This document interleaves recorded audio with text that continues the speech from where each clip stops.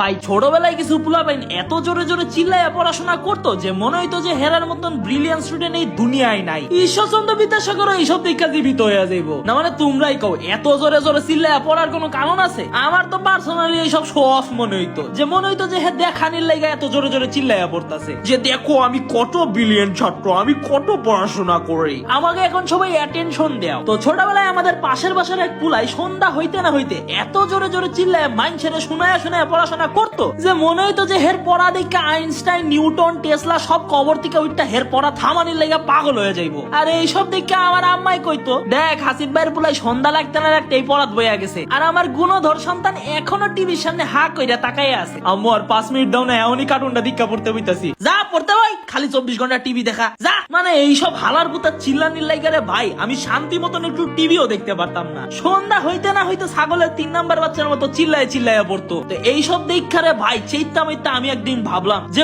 বহুত হইছে, আজকে আমিও চিল্লাইয়া পড়বো, দেহি কার গলায় কত জোর। তো পরের দিন সন্ধ্যা হইতে না হইতে হে যখন চিল্লাইয়া পড়া শুরু করলো তখন আমিও গরম পানি খাইয়া রেডি আসলাম যে আজকে আমিও ফাড়ামু। গরু চাইডে বা, গরু দুইডো কান, গরুর একটালে।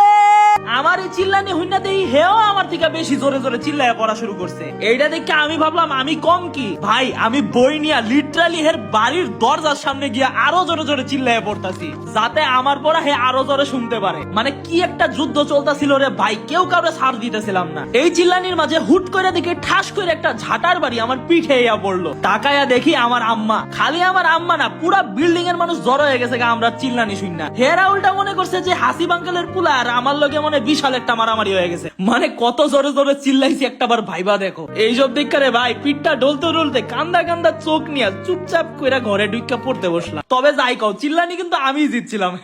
তোমরাও যদি আমার মতন ছোটবেলায় এরকম চিল্লানির ব্যাটেল করে থাকো তাইলে রে ভাই আমারে কমেন্টে জানাও, আর এরকম ভিডিওর জন্য ফলো মারো।